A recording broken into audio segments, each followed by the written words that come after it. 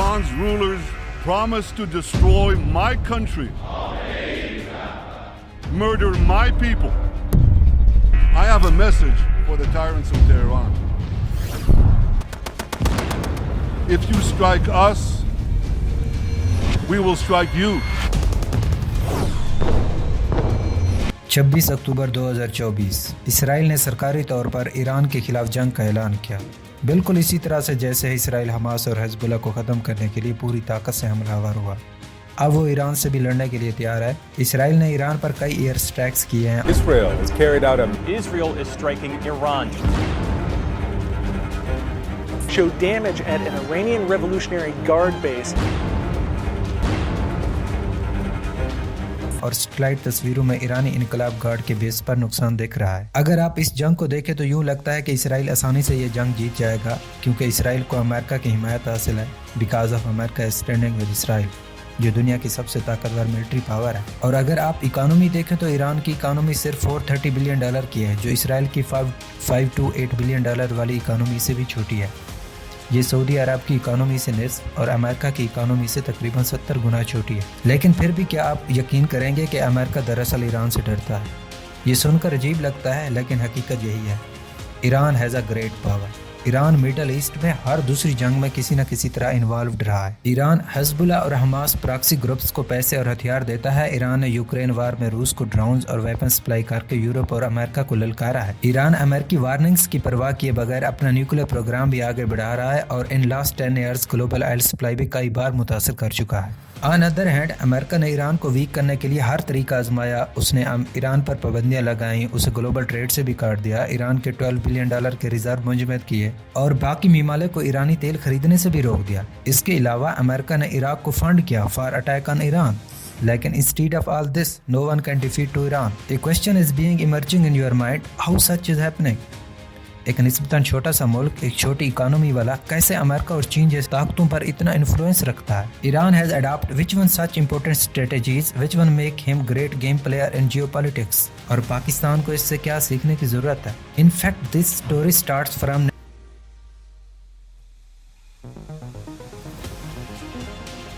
जब ईरान पर ज़बरदस्त प्रोटेस्ट हुए, जिसके नतीजे में शाह ईरान को हटा दिया जाता है। ऑलमोस्ट 13 मंथ तक जारी रहने वाले इस प्रोटेस्ट के बाद ईरान को एक मजहबी लीडर मिला हुज नेम इज आयतुल्लाह ख़ोमेनी। इस इनकलाब के नतीजे में 2500 साल पुरानी बादशाहत का खात्मा हुआ। दैट इज़ अ पॉइंट जहाँ से अमेरिका और ईरान की असल दुश्मनी शुरू होती है। During this revolution Irani students ने तेहरान में अमेरिकन एम्बेसी पर कब्जा कर लेते हैं और 52 अमेरिकन डिप्लोमेट्स एंड सिटीजन को 444 मीन 444 दिन तक यरगमाल बनाए रखते हैं। As you know, even any country man play small Gamble with American citizens.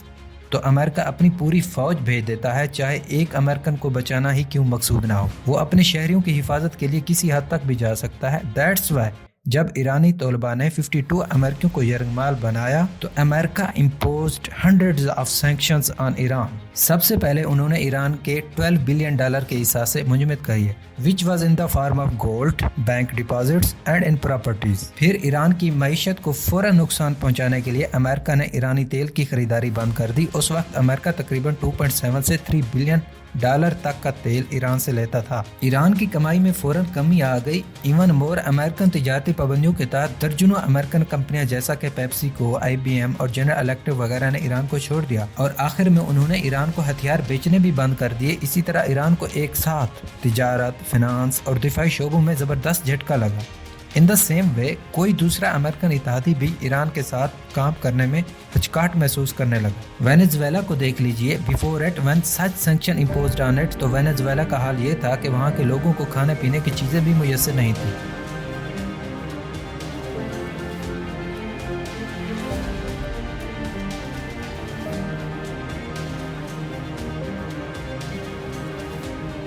Venezuela's debt purchases could cripple the Venezuelan government's ability to pay off interest on its growing national debt. Around 3 out of every 4 Venezuelans now live in extreme poverty.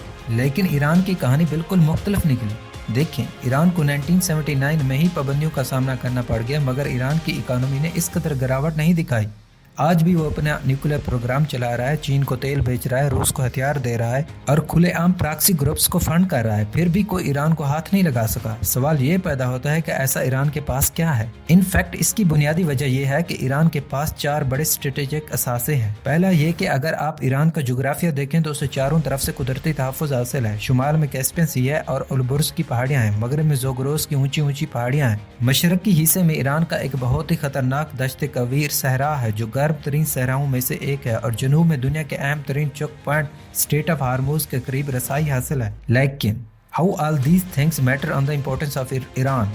Let's try to understand all this. شمال میں Caspian سی ہے. اگر کوئی فوج ایران پر حملہ کرنا چاہے تو اسے پہلے یہ بڑا سمندری علاقہ پار کرنا ہوگا جہاں دوران سفر وہ ایران کے میزائلز اور گولہ باری کے رحم و کرم پر ہوں گے. پھر بھی اگر کوئی اس سمندر کو عبور کر لے تو البرز پہاڑیاں ان کے راستے میں کھڑی ہوتی ہیں. پہاڑ ہمیشہ جنگی کارروائیوں کے دوران دشوار ثابت ہوئے ہیں اور ہوتے ہیں کیونکہ یہاں بھاری ہتھیار اور سامان لانا انتہائی مشکل ہو جاتا ہے اور فوجیں تو سرد موسم میں جم کر رہ جاتی ہیں. ایران کے مغرب میں زوگروس کی زبردست پہاڑیاں ہیں which act as a natural wall protecting to Iran. 1980 سے 1988 مطلب 1981 سے 1988 تک صدام حسین نے بھی امریکہ اور سعودی پشت پناہی کے ساتھ ایران پر حملہ کیا, لیکن اس کی ٹینکس اور بھاری توپیں انہی پہاڑی علاقوں میں پھنس گئیں. ایرانی فورسز پہاڑوں میں گھات لگا کر حملہ کرتی اور غائب ہو جاتی. 8 سالہ جنگ کے بعد بھی عراق اور اس کے اتحادی ایران پر داخل تک نہ ہو سکے.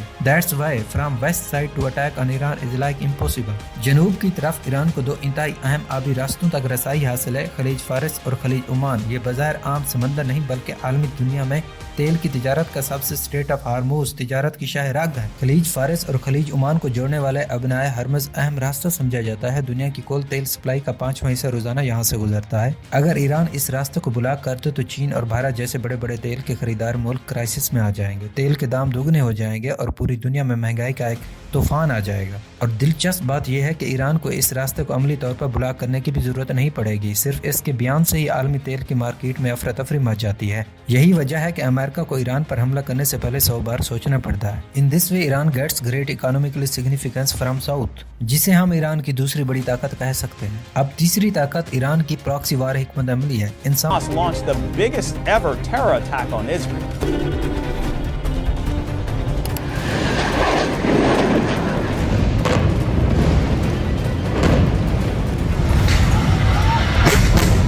On Sunday morning, Yemen's Houthi rebels launched a long-range surface-to-surface ballistic missile into central Israel.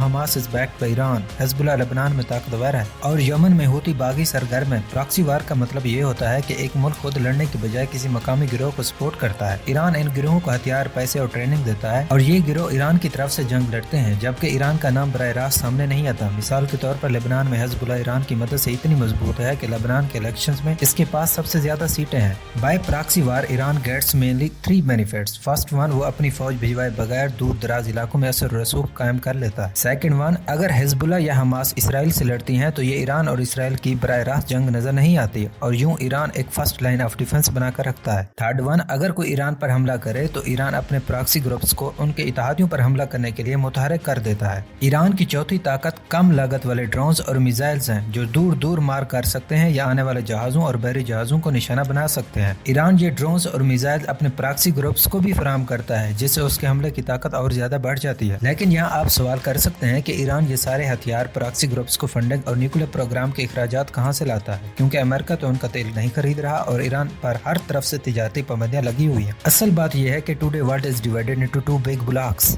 اگر امریکہ ایران کو ناپسند کرتا ہے تو چائنا ایران کو پسند کرتا ہے. حقیقت میں ایران کے 90% آئل ایکسپورٹس چائنا کو جاتی ہیں. دوسرا یہ کہ ایران آٹو موبائل سے لے کر پلاسٹک اور دھاتوں تک ہر قسم کا سامان بناتا ہے. اسی وقت industrial manufacturing is a big portion of Iran economy. اب سوال یہ پیدا ہوتا ہے کہ اگر اگر پابندیاں اس قدر سخت ہیں تو ایران اپنا خام مال کیسے لیتا ہے اور اپنی اشیاء کیسے بیچتا ہے؟ دیر ایران یوز ڈفرینٹ ٹیکٹکس. پہلا طریقہ یہ ہے کہ وائر اسٹرپنگ. مثال کے طور پر ایران کے کسی کمپنی کو جرمنی سے الیکٹرانکس خریدنے ہیں، براہ راست ادائیگی ممکن ہے کیونکہ بینک پتہ لگا لیتے ہیں تو پیسہ روک دیتے ہیں. چنانچہ ایرانی کمپنی ایران کے اندر موجود کسی مقامی بینک میں ادائیگی کر دیتی ہے، پھر وہ بینک اپنے لندن والے اکاؤنٹ سے جرمن کمپنی کو پیسے ٹرانسفر کر دیتا ہے. یوں جرمن بینک کو یہ صرف لندن سے آنے والی ایک ٹرانزیکشن لگتی ہے جس میں ایران کا ذکر ہی نہیں ہوتا. دوسرا طریقہ یہ ہے کہ حوالہ سسٹم. ایک شخص تہران سے دبئی پیسے بھیجنا چاہتا ہے مگر بینک چینل بند ہے. وہ تہران میں موجود حوالہ ایجنٹ کے پاس پیسے جمع کروا دیتا ہے اور وہ ایجنٹ اپنے دبئی والے پارٹنر کو کہتا ہے کہ دبئی میں مطلوبہ رقم وصول کنندہ کو دے دے. یوں اصل میں کوئی پیسہ سرحد پار جاتا ہی نہیں مگر ادائیگی ہو جاتی ہے. تیسرا طریقہ ایران کے کچھ بڑے پورٹس اور دبئی کے جبل علی پورٹ کا استعمال ہے. بہت سی کمپنیاں براہ راست ایران سے خریدنے سے ڈرتی ہیں تو ایرانی ایکسپورٹرز اپنا سامان پہلے دبئی کے پورٹ پر لے جاتے ہیں. وہاں سے اسے UAE کے لیبل کے ساتھ ری پیک کیا جاتا ہے تاکہ پتہ نہ چلے کہ یہ ایران کا مال ہے. پھر وہی سامان دنیا کے کسی اور ملک کو میڈ ان UAE کے نام سے ایکسپورٹ ہو جاتا ہے. اسی طرح ایران ان پابندیوں کو بآسانی بائی پاس کر لیتا ہے. یہ ساری چالاکیاں، طاقتور جغرافیہ، دنیا کی دو بڑی طاقتوں کے بیچ کی کھینچا تانی اور پراکسی وار کی حکمت عملی مل کر ایران کو دنیا میں اتنا مضبوط بناتی ہیں کہ آج بھی ایران نے امریکہ کے ساتھ آنکھیں ملائی ہوئی ہیں. اب آخر میں بات کرتے ہیں کہ پاکستان کو ایران سے کیا سیکھنا چاہیے. سب سے پہلا سبق، جس طرح ایران نے اپنے دفاع اور معیشت میں خود کفالت پیدا کی، اسی طرح پاکستان کو بھی اہم سیکٹرز میں